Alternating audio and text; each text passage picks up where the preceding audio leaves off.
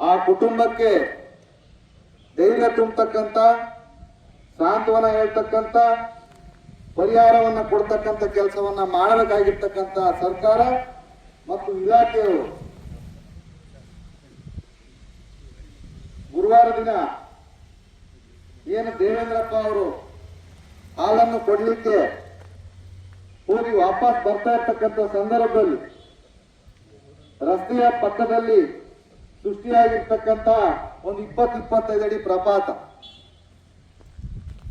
ಆ ಪ್ರಪಾತಕ್ಕೆ ಬಿದ್ದು ಮನೆಯ ಕುಟುಂಬದ ಯಜಮಾನ ಜೀವವನ್ನ ಕಳ್ಕೊತಾರೆ. ಅದರ ಹಿಂದೆ ಬರ್ತಾ ಇರ್ತಕ್ಕಂಥ ಮತ್ತೊಬ್ಬ ರೈತ ರಕ್ಷಣೆಯನ್ನ ಮಾಡ್ಲಿಕ್ಕೆ ಹೋದ್ರೆ ಕನಿಷ್ಠ ಆ ಪ್ರಪಾತಕ್ಕೆ ಇಳಿಯಕ್ಕೆ 10 ನಿಮಿಷ ಬೇಕಾಗ್ತದೆ. ಅಂತ ಒಂದು ದೊಡ್ಡ ಪ್ರಪಾತ ಸೃಷ್ಟಿಯಾಗಿದೆ. ಆ ಪ್ರಪಾತಕ್ಕೆ ಬಿದ್ದು ಸತ್ತಂತಹ ಸಂದರ್ಭದಲ್ಲಿ ರಕ್ಷಣೆಯನ್ನು ಕೂಡ ಮಾಡಕ್ ಆಗ್ಲಿಲ್ಲ ಹಿಂದ್ಗಡೆ ಇರ್ತಕ್ಕಂಥ ರೈತನಿಗೆ. ಅಷ್ಟೊಳಗಡೆ ಅವ್ರ ಜೀವ ಹೋಯ್ತು. ಆ ಸಂದರ್ಭದಲ್ಲಿ ಊರಿನ ಸುತ್ತಮುತ್ತಲಿನ ಗ್ರಾಮಸ್ಥರಿಗೆ ವಿಷಯ ಮುಟ್ತು, ಸಾವಾಗಿದೆ, ದೇವೇಂದ್ರಣ್ಣ ಈ ತರ ಕೊರಕಲಲ್ಲಿ ಬಿದ್ದು ಸತ್ತೋಗಿದ್ದಾರೆ ಅಂತ ಹೇಳಿ ಒಂದು 500ರಿಂದ 1000 ಜನ ಸಂಖ್ಯೆ ಸೇರಿರ್ತಕ್ಕಂಥ ಸಂದರ್ಭದಲ್ಲಿ ನಾನು ಕೂಡ ಅಲ್ಲಿ ಹೋಗಿದ್ದೆ.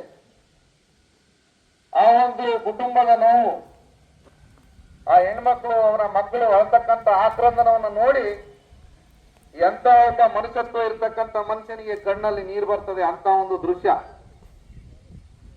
ಜನ ಮಾತಾಡಿದ್ರು. ಇವತ್ತು ಫಾರೆಸ್ಟ್ ಇಲಾಖೆಯವರು ಈ ರೋಡನ್ನ ರಿಪೇರಿ ಮಾಡ್ತಕ್ಕಂಥ ಸಂದರ್ಭದಲ್ಲಿ 2 ಮರಗಳನ್ನ ಕಡಿಯಕ್ ಬಿಟ್ಟಿದ್ರೆ ಇವತ್ತು ದೇವೇಂದ್ರಪ್ಪ ಸಾಯ್ತಾ ಇರಲಿಲ್ಲ ಅಂತಕ್ಕಂಥ ಮಾತನ್ನ ಆಕ್ರೋಶದಲ್ಲಿ ಆ ಜನ ಆಡ್ತಾ ಇದ್ರು. ಸರ್ಕಾರದ ಮುಖ್ಯಸ್ಥರು, ಅಲ್ಲಿನ ನಮ್ಮನ್ನೇನ ಗಮನಿಸಬೇಕಾಗಿರ್ತಕ್ಕಂಥ ಜನಪ್ರತಿನಿಧಿ ಗಮನಿಸಿ ಆ ಫ್ಲಡ್ ಅಲ್ಲಿ ಆ ರಸ್ತೆಯನ್ನ ಸರಿ ಮಾಡಿದ್ರೆ ದೇವೇಂದ್ರಪ್ಪ ಸಾಯ್ತಾ ಇರಲಿಲ್ಲ ಅಂತ ಹೇಳಿ ಮಾತಾಡಿ, ಜೊತೆಗೆ ಸಣ್ಣ ಸಣ್ಣ ಬದುಕನ್ನ ಇನ್ನೇನು ಕಾಣ್ತಾ ಇರ್ತಕ್ಕಂಥ, ಚಿಗುರ್ತಾ ಇರ್ತಕ್ಕಂಥ ಮಕ್ಕಳು, ಶಾಲೆಗೆ ಹೋಗ್ತಕ್ಕಂಥ ಮಕ್ಕಳು ನಾಳೆ ಇಲ್ಲಿ ಬಿದ್ದು ಸತ್ರೆ ಏನ್ ಗತಿ ಅಂತಕ್ಕಂಥದ್ದನ್ನ ಜನ ಮಾತಾಡಿ, ಆ ಸಂದರ್ಭದಲ್ಲಿ ಜನ ಯಾರ ಮಾತು ಕೇಳಕ್ ರೆಡಿ ಇರಲಿಲ್ಲ. ಅರಣ್ಯ ಇಲಾಖೆಯ ಇಲ್ಲಿನ ರೇಂಜ್ ಆಫೀಸರ್ ಇರ್ಬೋದು, ಫಾರೆಸ್ಟ್ ಇರ್ಬೋದು, ಆ ಭಾಗದ ಗಾರ್ಡ್ರಿಗೆ ಇರ್ಬೋದು, ಈ ತರ ಒಂದು ಸಾವಾಗಿದೆ. ನೀವು ಅವತ್ತು ರಸ್ತೆ ಮಾಡ್ತಕ್ಕಂಥ ಸಂದರ್ಭದಲ್ಲಿ ಒಂದು ಸಣ್ಣ ಮರ ತೆಗೆಯಕ್ ಬಿಡ್ಲಿಲ್ಲ, ಸಾವಾಗಿದೆ.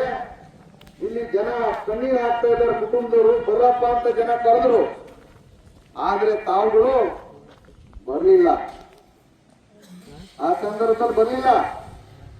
ಜನರ ಆಕ್ರೋಶ ಹೆಚ್ಚಾಯ್ತು. ಈ ರೀತಿ ಬಿಟ್ರೆ ನಾಳೆ ನಮ್ಮ ಮಕ್ಕಳು ಶಾಲೆ ಹೋಗ್ತಕ್ಕಂಥ ಮಕ್ಕಳು ಸಾಯ್ತವೆ ಅಂತೇಳಿ ಜನ ರೊಚ್ಚಿಗೆದ್ರು. ಆ ರೊಚ್ಚಿಗೆದ್ದಂತ ಸಂದರ್ಭದಲ್ಲಿ ರಸ್ತೆಯ ಪಕ್ಕದಲ್ಲಿ ಒಂದಿಷ್ಟು ಜಾಗಗಳಿದೆ. ಆ ಜಾಗದಲ್ಲಿ ರಸ್ತೆ ಮಾಡತಕ್ಕಂಥ ಪ್ರಯತ್ನವನ್ನ ಸ್ವಯಂಕೃತವಾಗಿ ಜನಗಳು ಮಾಡಿದ್ದಾರೆ. 500ರಿಂದ 600 ಜನ ಸೇರಿದ್ರು. ಒಂದಿಷ್ಟು ಮರಗಳನ್ನ ಕಡಿದು ರಸ್ತೆ ಮಾಡಿದ್ದಾರೆ. ರಸ್ತೆ ನಮ್ಮ ಮೂಲಭೂತ ಹಕ್ಕು. ಈ ವ್ಯವಸ್ಥೆಯಲ್ಲಿ ಮೂಲಭೂತ ಸೌಕರ್ಯಗಳನ್ನ ಕೊಡ್ತಕ್ಕಂಥದ್ದು, ಕೊಡಬೇಕಾಗಿರ್ತಕ್ಕಂಥದ್ದು ಸರ್ಕಾರದ ಕರ್ತವ್ಯ. ಅದನ್ನ ನೀವು ನಿರ್ಲಕ್ಷ್ಯ ಮಾಡಿದಾಗ ನಾವು ಸ್ವಯಂ ಪ್ರೇರಿತವಾಗಿ ನಾವು ಮಾಡ್ಕೊಳ್ತೀವಿ ಅಂತ ಹೇಳಿ ಅವತ್ತು ರಸ್ತೆಯನ್ನ ನಿರ್ಮಾಣ ಮಾಡಿದ್ರು. ಆ ಶವವನ್ನ ಜಿಲ್ಲಾಧಿಕಾರಿಗಳು, ಇದೇ ಫಾರೆಸ್ಟ್ ರೇಂಜ್ ಆಫೀಸರ್ ಇರ್ಬೋದು, ಹೈಯರ್ ಆಫೀಸರ್ ಇರ್ಬೋದು, ಅವರೆಲ್ಲ ಬರಬೇಕು. ಈ ಭಾಗದ ಶಾಸಕರು ಬರಬೇಕು. ಅಲ್ಲಿವರೆಗೂ ನಾವು ಶವವನ್ನು ಎತ್ತಕ್ಕೆ ಬಿಡೋದಿಲ್ಲ ಅಂತಕ್ಕಂಥ ಮಾತನ್ನ ಹೇಳಿದ್ರು. ನಾವೆಲ್ಲ ಜನಪ್ರತಿನಿಧಿಗಳ ಕೆಲಸ ಮಾಡಿದವರು 16 ವರ್ಷಗಳಿಂದ ಸರ್ಕಲ್ ಇನ್ಸ್ಪೆಕ್ಟರ್ ಇರ್ಬೋದು, ಅಲ್ಲಿನ ಪೊಲೀಸ್ ಅಧಿಕಾರಿಗಳಿದ್ರು. ಆದ್ರೆ ವಿಧಾನಸಭೆಯಲ್ಲಿ ಇವತ್ತು ಸೆಷನ್ ನಡೀತಾ ಇರೋದ್ರಿಂದ ಶಾಸಕರು ಬರಬೇಕು ಅಂತ ಹೇಳಿ ಪಟ್ಟು ಹಿಡಿದ್ರೆ ಆಗೋದಿಲ್ಲ. ಜಿಲ್ಲಾಧಿಕಾರಿಗಳು ರಜೆಯಲ್ಲಿದ್ದಾರೆ, ಈ ಫಾರೆಸ್ಟ್ ಆಫೀಸರ್ ಬರ್ತಾ ಇಲ್ಲ. ಈ ಹಣವನ್ನ ಇಟ್ಕೊಂಡು ನಾವು ಕಾಯೋದು ಬೇಡ, ಮುಂದಿನ ಒಂದು ಕೆಲಸವನ್ನ ಮಾಡೋಣ ಅಂತ ಹೇಳಿ ನಾವೆಲ್ಲರೂ ಕೂಡ ಮನವೊಲಿಸಿ ಅವತ್ತು ಶವ ಸಂಸ್ಕಾರವನ್ನ ಮಾಡ್ತಕ್ಕಂಥ ಕೆಲಸ ಆಯ್ತು. ಅದು ಮುಗಿದ ಮೇಲೆ ಆ ಶವವನ್ನು ಇನ್ನು ಸಂಸ್ಕಾರ ಆಗಕ್ಕಿಂತ ಮುಂಚೆ ಆ ಶವವನ್ನು ನೋಡಕ್ಕೆ ಬಂದಿರತಕ್ಕಂಥ ಕೃಷ್ಣಮೂರ್ತಿ, ಮಂಜಪ್ಪ, ಮಂಜುನಾಥ, ಉಮೇಶ ಅಂತಕ್ಕಂಥವ್ರ ಮೇಲೆ ನೀವು ಆ ಶವವನ್ನ ಸಂಸ್ಕಾರ ಮಾಡೋ ಒಳಗಡೆ ನೀವು ಕೇಸ್ ಹಾಕ್ತಿರಲ್ಲ, ಇದು ನೀವು ನ್ಯಾಯನ ಅಂತಕ್ಕಂಥದ್ದನ್ನು ಈ ಸಂದರ್ಭದಲ್ಲಿ ಕೇಳಕ್ ಬಯಸ್ತೇನೆ. ಇಲಾಖೆಯವರಿಗೆ ನಿಮಗೆ ಮಾನ ಮರ್ಯಾದೆ ಇದ್ರೆ, ನಿಮಗೆ ಅಣ್ಣ ತಮ್ಮ ಕುಟುಂಬದವ್ರು ಯಾರು ಇಲ್ವಾ? ಇವತ್ತು ಓಡಾಡ್ತಕ್ಕಂಥ ಗಾರ್ಡ್ ಇರ್ಬೋದು, ವಾಚರ್ ಇರ್ಬೋದು, ಅದೇ ಹೊಂಡದಲ್ಲಿ ಬಿದ್ದು ಸತ್ತಿದ್ರೆ ನೀವು ಈ ಕೆಲಸ ಮಾಡ್ತಿದ್ರಾ? ಇದನ್ನ ನೀವು ಆತ್ಮವಿಮರ್ಶೆ ಮಾಡ್ಕೋಬೇಕು, ನಿಮ್ಮ ಆತ್ಮವನ್ನ ಕೇಳ್ಕೋಬೇಕು. ಅದನ್ನ ಬಿಟ್ಟು ಈ ರೈತರನ್ನ ಒಂದು ನಮಗೂ ಅವರಿಗೂ ಸಂಬಂಧನೇ ಇಲ್ಲ, ಆ ರೈತರನ್ನ ಯಾರೋ ಒಂಥರ ದುಶ್ಮನ್ಗಳ ತರ ನೋಡ್ತಕ್ಕಂಥದ್ದು, ಎರಡನೇ ದರ್ಜೆಯ ಪ್ರಜೆಗಳ ರೀತಿಯಲ್ಲಿ ನೋಡ್ತಕ್ಕಂಥದ್ದು ನಿಮ್ಮ ಇಲಾಖೆಯ ದರ್ಪ, ನಿಮ್ಮ ಇಲಾಖೆಯ ದೌರ್ಜನ್ಯಕ್ಕೆ ಯಾರೋ ಒಂದಿಷ್ಟು ಜನ ನಾನು ಕೇಸ್ ಹಾಕ್ತೀನಿ ಅಂತ ಹೇಳಿಸ್ಬಿಟ್ರೆ ಮತ್ತೆ ಎದುರಿ ನಾವು ಸುಮ್ಮನೆ ಕೂರ್ತೀವಿ ಅಂತ ಅನ್ಕೊಂಡಿದ್ರೆ ಅದು ನಿಮ್ಮ ಭ್ರಮೆ ಅಂತಕ್ಕಂಥದ್ದನ್ನ ಈ ಸಂದರ್ಭದಲ್ಲಿ ಹೇಳಿಕ್ ಬಯಸ್ತೇನೆ. ಆ ಭ್ರಮೆಗೆ ನೀವು ಇನ್ನೊಂದಷ್ಟು ಜನರನ್ನ ಎಂಕ್ವೈರಿ ಮಾಡಿ ನಾನ್ ಕೇಸಲ್ಲಿ ಸೇರಿಸ್ಬಿಡ್ತೀವಿ ಅಂತ ಅನ್ಕೊಂಡಿದ್ರೆ ಅದು ದೊಡ್ಡ ಭ್ರಮೆ. ನೀವು ಎಷ್ಟೇ ಜನರ ಮೇಲೆ ಕೇಸ್ ಹಾಕಿದ್ರು ಬಂದಿರ್ತಕ್ಕಂಥ ಈಗಾಗಲೇ ಒಂದಿಷ್ಟು ಜನರಿಂದ ನೀವು ಬಂದ್ಬಿಟ್ರೆ ನಾವು ಕೇಸ್ ಹಾಕ್ತೀವಿ ಅಂತ ಹೆದರ್ಸೋ ಕೆಲಸ ನಡೆದಿದೆ. ಆದ್ರೂ ಇಷ್ಟು ಜನ ಇಲ್ಲಿ ಬಂದಿದೀವಲ್ಲ, ನಿಮಗೆ ತಾಕತ್ತಿದ್ರೆ ಬಂದಿರ್ತಕ್ಕಂಥ ಅಷ್ಟು ಜನರ ಮೇಲೆ ನೀವು FIR ಹಾಕ್ತಕ್ಕಂಥ ಕೆಲಸವನ್ನು ಮಾಡಿ ಅದನ್ನ ನಾವು ಎದುರಿಸಕ್ಕೆ ಸಿದ್ಧ ಇದೀವಿ ಅಂತಕ್ಕಂಥ ಮಾತನ್ನು ಈ ಸಂದರ್ಭದಲ್ಲಿ ಹೇಳಿಕ್ ಬಯಸ್ತೇನೆ. ಈ ಕೇಸ್ಗಳನ್ನು ಎದುರ್ಕೊಂಡು ಜನಪ್ರತಿನಿಧಿಗಳ ಕೆಲಸ ಮಾಡ್ತಕ್ಕಂಥವ್ರು ರೈತರೇ ಇರ್ಬೋದು, ಯಾರೇ ಇರ್ಬೋದು, ನಿಮ್ಮ ಕೇಸ್ಗಳಿಗೆ ಎದುರಿ ನಾವು ಹಿಂದಕ್ಕೆ ಸರಿತಕ್ಕಂಥ ಹೋರಾಟದಿಂದ ಹಿಂದಕ್ಕೆ ಸರಿತಕ್ಕಂಥ ಕೆಲಸವನ್ನ ನಾವು ಮಾಡೋದಿಲ್ಲ. ಒಂದು ಪ್ಲಾಂಟೇಶನ್ ಮಾಡಿದಿರಿ, ಹಿಂದೆ ಅದು ರೆವಿನ್ಯೂ ಜಾಗ ಆಗಿತ್ತು, ಆಮೇಲೆ ಫಾರೆಸ್ಟ್ ಆಯ್ತು, ಆಮೇಲೆ ಅಭಯಾರಣ್ಯ ಮಾಡ್ಕೊಂಡ್ರಿ. ನಾವು ಮುಳುಗಡೆ ಆಗಿರ್ತಕ್ಕಂಥ ರೈತರು ನಮ್ಮನ್ನ ಕಾಡಿನ ಮಧ್ಯೆ ತಂದು ಬಿಟ್ರು, ನಾವು ಬದುಕು ಈಗ ಎರಡನೇ ಹಂತದಲ್ಲಿ ಕಟ್ಕೊಳ್ತಾ ಇದ್ದೀವಿ. ಆ ಸಂದರ್ಭದೊಳಗಡೆ ನೀವು ಬಂದು ಈ ರೀತಿಯ ತೊಂದರೆಗಳನ್ನ ನೀವು ಕೊಟ್ರೆ ನಮ್ಮ ಬದುಕು ಯಾವ ರೀತಿ ನಾವು ಬದುಕಬೇಕು ಅಂತಕ್ಕಂಥದ್ದನ್ನ ನಾವು ಪ್ರಶ್ನೆ ಮಾಡ್ಕೊಳ್ತಾ ಇದ್ದೀವಿ. ನಮ್ಮ ಬದುಕು ಈ ಕಡೆಯಿಂದ ಹೇಳ್ತೀರಾ, ಈ ರಸ್ತೆಗಿಂತ ಮೇಲ್ಗಡೆ ನಮ್ಮ ಹಿರಿಯ ರಾಜಕಾರಣಿಗಳು ನಮ್ಮ ಲೀಡರ್ಗಳೆಲ್ಲ ಫೋನ್ ಮಾಡಿದಾಗ ಇಲ್ಲ ಸರ್ ಅದಕ್ಕಿಂತ ಸ್ವಲ್ಪ ಮೇಲೆ ಮತ್ತೊಂದು ರಸ್ತೆ ಇತ್ತು ಅಂತ ಹೇಳ್ತೀರಿ. ಈಗ 6 ತಿಂಗಳ ಹಿಂದೆ ಅದಕ್ಕಿಂತ ಸ್ವಲ್ಪ ಮೇಲ್ ರಸ್ತೆಯಲ್ಲಿ ದರ್ಗುಡ್ಸಕ್ ಹೋಗಿರ್ತಕ್ಕಂಥ ತಿಮ್ಮಪ್ಪ ನೀವೇ ತಂದ್ಬಿಟ್ಟಿರೋ ಆನೆ ತೂಟಕ್ಕೆ ತುಳಿದು ಸತ್ತೋರ್ನಲ್ಲ, ಆ ರೀತಿ ಈ ರೈತನು ಕಾಡೊಳಗಡೆ ಹೋಗಿ ಸಾಯ್ಬೇಕಾ? ರಸ್ತೆ ನಮ್ಮ ಮೂಲಭೂತ ಹಕ್ಕು. ನೀವು ಪರಿಸರವನ್ನು ಉಳಿಸ್ತಕ್ಕಂಥವ್ರು, ಅಭಯಾರಣ್ಯವನ್ನು ಮಾಡ್ತಕ್ಕಂಥವ್ರು, ಏಕ ರೀತಿಯ ಅರಣ್ಯ ಸಸ್ಯಗಳನ್ನ ಯಾಕೆ ನೆಟ್ಟಿದ್ದೀರಿ? ಪರಿಸರ ಅಂದ್ರೆ ಏನು ನಮಗೂ ಸ್ವಲ್ಪ ಗೊತ್ತಿದೆ. ಪರಿಸರ ಅಂತ ಹೇಳಿದ್ರೆ ಈ ಮಳೆ, ಈ ವಾತಾವರಣಕ್ಕೆ ಸರಿಯಾದಂತಹ ಯಾವ ಗಿಡ ಬೆಳಿಬೇಕು ಅಂತ ಭೂಮಿ ಪ್ರಕೃತಿ ತೀರ್ಮಾನ ಮಾಡ್ತದೆ. ಒಂದು ಮರಗಳನ್ನ ಏಕ ರೀತಿಯ ಮರಗಳನ್ನ ನಟ್ಟಾಗ ಬೇರೆ ಬೇರೆ ಸಸ್ಯಗಳು ಸಾಯ್ತವೆ. ನೀವು ಅಕೇಶಿಯಾ ಪ್ಲಾಂಟೇಶನ್ ಮಾಡಿ ಬೇರೆ ಮರ ಇರೋದಿಲ್ಲ, ಸಾಗಾಣಿ ಪ್ಲಾಂಟೇಶನ್ ಮಾಡಿ ಬೇರೆ ಮರಗಳು ಇರೋದಿಲ್ಲ. ತುಂಬ್ರೆ ಹಣ್ಣಿನ ಮರಗಳಿದ್ದು, ಹಣ್ಣುಗಳು ಕಾಡು ಪ್ರಾಣಿಗಳು ಬೇಕಾದಂತ ಹಣ್ಣಿನ ಮರಗಳಿದ್ದು, ನೀವು ಸಾಗಾಣಿ ಪ್ಲಾಂಟೇಶನ್ ಮಾಡಿದ್ರಿಂದ ಅವೆಲ್ಲ ಸತ್ತು ಕಾಡಿನ ಪ್ರಾಣಿಗಳು ಅಷ್ಟು ರೈತರ ಜಮೀನಿಗೆ ಹುಡ್ಕೊಂಡು ಬರ್ತವೆ. ಒಂದು ಹಲಸಿನ ಮರ ಇಲ್ಲ, ಒಂದು ತುಂಬ್ರೆ ಮರ ಇಲ್ಲ. ಏಕ ರೀತಿಯ ಅರಣ್ಯ ಸಸಿಗಳನ್ನ ನೀವು ನಟ್ಟಿದ್ರಿಂದ ಪರಿಸರ ಹಾಳಾಗಿದೆ. ಅದನ್ನ ಯಾರು ನಿಮಗೆ ಹಕ್ಕೊಟ್ರು? ಇವತ್ತು ಮಾಡಿರ್ತಕ್ಕಂಥ ಪ್ಲಾಂಟೇಶನ್ ಅಲ್ಲಿ ಎಷ್ಟೋ ಜನರ ಊರಿನ ಸಹಕಾರ ಇಲ್ಲದೇನೆ ನೀವು ಪ್ಲಾಂಟೇಶನ್ ಮಾಡಿದ್ದೀರಾ. ಫಾರೆಸ್ಟ್ ಅಂದ ತಕ್ಷಣ ನೀವು ಬರಲೇಬಾರದು, ಕಾಲೇ ಇಡಬಾರದು ಅಂತ ಹೇಳ್ತಿಲ್ಲ. ನೀವು ನಮ್ಮೂರಲ್ಲಿ ಮಾಡಿರ್ತಕ್ಕಂಥ ಮೂಲಭೂತ ಸೌಕರ್ಯಗಳ ಗ್ರಾಮ ಪಂಚಾಯತಿ ರಸ್ತೆ ಬೇಕು, ಶರಾವತಿಯಿಂದ ತರ್ತಕ್ಕಂಥ ಪೈಪ್ ಲೈನಿಗೆ ನೀವಿಲ್ಲಿ ಅಡ್ಡ ಹಾಕ್ತೀರಾ ಅಭಯಾರಣ್ಯ ಅಂತ ಹೇಳಿ. ಆದ್ರೆ ನಿಮ್ಮ ಮಕ್ಕಳಿಗೆ ನಿಮ್ಮನೆಗೆ ಕುಡಿಯಕ್ಕೆ ನೀರು ಬೇಕು. ಇದು ಯಾವ ರೀತಿ ನಿಮ್ ನ್ಯಾಯ?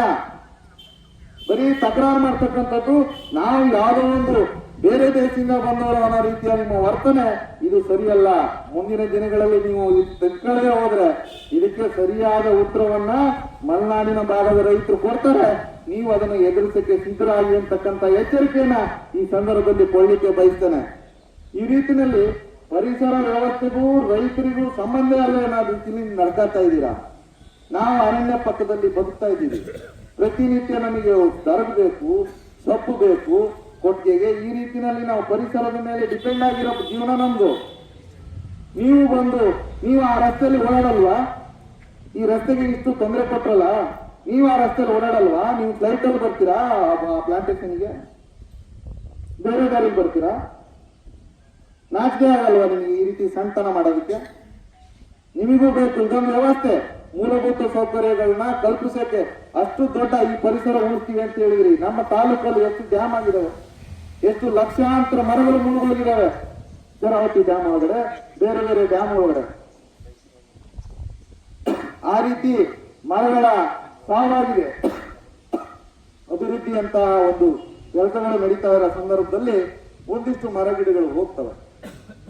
ನಮ್ಮನ್ನ ಶರಾವತಿ ಅಂತ ಹೇಳಿ ಎಲ್ಲಾ ನಮ್ಮ ಹೊಸನಗರ ತಾಲೂಕಲ್ಲಿ ಕನಿಷ್ಠ ಒಂದು 5 ಡ್ಯಾಮ್ಗಳನ್ನ ಕಟ್ಟಿ ನಮ್ಮನ್ನ ನೀರಿನಲ್ಲಿ ಮುಳುಗಿಸಿ ನಾವು ಎಲ್ಲಿ ಬದುಕು ಕಟ್ಕೊಳಕ್ ಬಂದ್ರು ನೀವು ಈ ರೀತಿ ಚಿತ್ರಹಿಂಸೆಗಳನ್ನ ಕೊಟ್ರೆ ಯಾವ ರೀತಿ ಬದುಕಕ್ ನಾವು, ಯಾವ ರೀತಿ ರೈತರ ಜೀವನ, ಕೂಲಿ ಕಾರ್ಮಿಕರ ಜೀವನ ಹೆಂಗೆ, ಇದನ್ನ ಚಿಂತನೆ ಮಾಡ್ಕೋಬೇಕು, ಆತ್ಮವಿಮರ್ಶೆಯನ್ನ ತಾವು ಮಾಡ್ಕೋಬೇಕು ಅಂತೇಳಿ ಈ ಸಲ ಈ ಒಂದು ಸಂದರ್ಭದಲ್ಲಿ ನಿಮ್ಮನ್ನ ಆಗ್ರಹ ಪಡುತ್ತೇನೆ.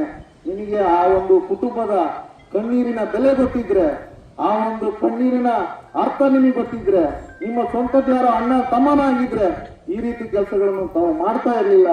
ಇಂಥ ಒಂದು ಸಣ್ಣತನದ ಕೆಲಸವನ್ನು ಈಗಾಗಲೇ ನೀವು ಮಾಡಿದ್ದೀರಿ. ಸಾವಿರಾರು ಜನ ಸೇರಿದಾಗ ನಡೀತು ಘಟನೆ, ಎಲ್ಲ 4 ಮರ ಕಡಿದಿದ್ದಾರೆ, ರಸ್ತೆ ಆಗಿದೆ. ಇದನ್ನು ನೀವು ಮೇಲಾಧಿಕಾರಿಗಳಿಗೆ ನೀವು ಹೇಳ್ಬೋದಿತ್ತು.